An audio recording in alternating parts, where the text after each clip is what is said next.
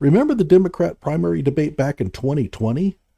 I mean, I've hated Biden ever since he lied about his academic background back in the 1980s. I went to law school on a full academic scholarship, the only one in my class to have a full academic scholarship. Went back to law school and, in fact, ended up in the top half of my class. I was the outstanding student in the political science department at the end of my year. I graduated with 3 degrees from undergraduate school and 165 credits, only needed 123 credits. Biden now concedes he did not graduate in the top half of his law school class, that he does not have 3 degrees from college, and that he was not named outstanding political science student in college. Newsweek says Biden actually went to school on a half scholarship, ended up near the bottom of his class, and won only 1 degree, not 3. Joe Biden ranked 76th in a class of 85 at the University of Syracuse Law School. Look at him here. He's looking over at the 2 ladies on his left and thinking, man, if they were just about 35 years younger, I'd love to sniff the Prell right out of their hair. Now, I've hated Kamala Harris ever since I lived in California, and ended up having to watch her push her woke tutti frutti agenda. And the rest were a bunch of clowns, except one. I remember watching the debates and telling my wife, you know, if that Tulsi lady actually won the presidency, I could live with that. To my astonishment, my wife agreed. Of all the candidates, Tulsi seemed to firmly express her stances and, most importantly, had both feet planted on the ground. She first went on to shred Hillary, which I had no problem with. You have criticized Hillary Clinton as the, quote, personification of the rot that has sickened the Democratic Party. What is the rot you see in the Democratic Party? That our Democratic Party, unfortunately, is not the party that is of, by, and for the people. It is a party that has been and continues to be influenced by the foreign policy establishment in Washington, represented by Hillary Clinton and others' foreign policy, by the military-industrial complex and other greedy corporate interests. Then she totally ravaged Kamala. Senator Harris, any response? Oh, sure. I think that it's unfortunate that we have someone on the stage who is attempting to be the Democratic nominee for President of the United States, who during the Obama administration spent 4 years full-time on Fox News criticizing President Obama. That's who ridiculous, has spent full-time, That's who ridiculous. has spent full-time criticizing people on this stage as affiliated with the Democratic Party, and then spends full time during the course of this campaign, again, criticizing the Democratic Party. What we need on the stage in November is someone who has the ability to win. And by that, we need someone on that stage who has the ability to go toe-to-toe with Donald Trump.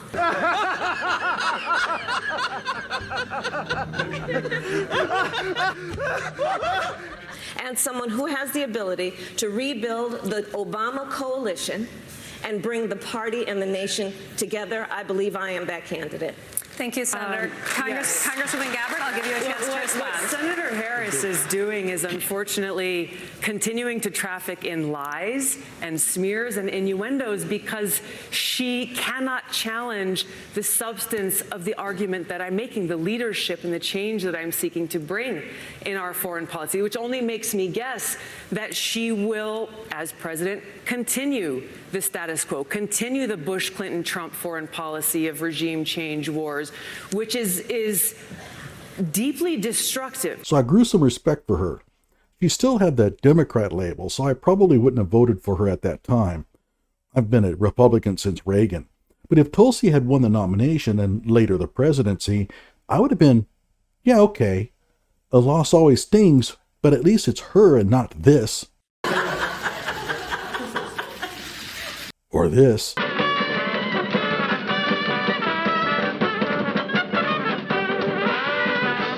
Or this.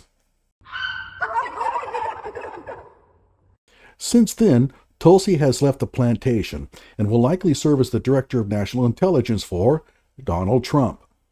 So who will be the first female president? I think now it's going to be a Republican. Hello out there. I am trying to get through.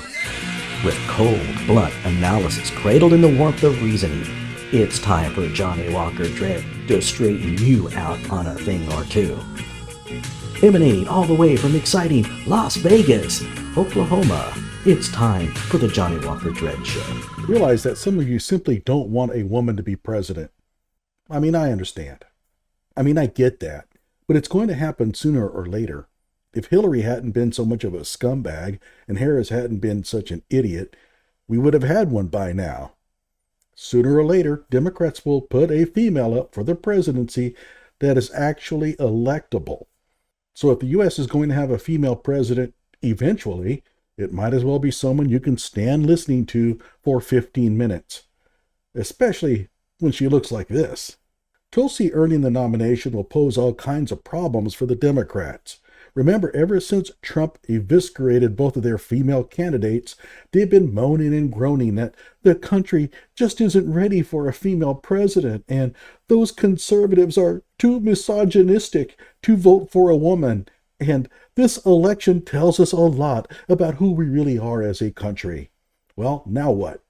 You going to vote for her? You've made it clear how important it is to have a female president. And there you go. Here's your chance. I mean, you wouldn't want to not vote for her, right? That would be misogynistic, right? Oh, you don't like her policies. You don't like her personality. You don't like her background. Are you telling me that one can vote against a woman for reasons other than gender?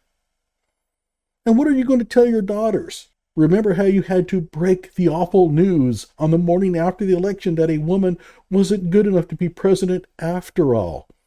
You're going to break her little heart again? And think about this. The first female president of the United States is a Republican. That would be the most embarrassing thing that could ever happen to the Democratic Party. All of their arguments about misogyny and fascism and women's rights and all that just go out the window. Of course, Democrats could put a female up to run against her, but who would that be? Kamala? We saw what Tulsi did to her during the debate. AOC? Her soft on crime ideology has a weaker chance of standing up to Tulsi than Kamala. Maybe this has to do with the fact that people aren't paying their rent and are scared to pay their rent. And so they go out and they need to feed their child and they don't have money. So you maybe have to, they're put in a position where they feel like they either need to shoplift some bread or go hungry that night. You might as well run Tiffany Henyard for president. And y'all sitting up here beating and attacking on a black woman that's in power. Y'all should be ashamed of yourselves. And think about this. If Biden hadn't been all DEI for pushing the walking Hoover, Kamala Harris, he could have had Tulsi Gabbard as VP. Think about that. Tulsi would have defanged all those cries about Democrats being corporate establishment. And why didn't he choose Tulsi? Because he was all about corporate establishment. And when The View asked Kamala if she would do anything in Biden's pro-establishment platform, would you have done something differently than President Biden during the past 4 years? There is not a thing that comes to mind. Though you say every day you're going to turn the page, and then all of a sudden saying you can't think of anything comes to mind that you would do differently. Yeah, all is good. You think Tulsi would have made that mistake? With Tulsi as VP, she would have beaten Trump in the presidential election. And the Democrats could have staved off the fascist menace and preserved their democracy. But no, Kamala was black, the ultimate DEI pick and establishment. And that was far more important to Biden than anything else. And look what it cost them. The Democrats' love for DEI actually stuck them with a candidate that could not win the presidency. If anything, the Democratic Party and all those that love them are the biggest victims of DEI of all. Despite all that hoopla about we have to defeat Trump because of fascism and the end of our democracy and he's going to destroy everything, the country will be in ruins, their love for DEI was a bigger priority for them. Think about that. So how can Tulsi acquire the presidency? Well, it comes down to Trump's popularity. In 3 years, if Trump has the country on the right footing, that is, his wacky destruction of our government hasn't driven the economy into the toilet, then J.D. Vance will be in the catbird seat. And his victory would all be but assured. The dude surprised me with his ability to debate. For reals. Having Tulsi as his running mate would make a lot of sense. But I'm not sure that Vance wants to go down that path. Most of the time it seems that the vice presidential running mate is someone that is far more benign than the presidential candidate. But suppose that Trump is highly unpopular 3 years from now.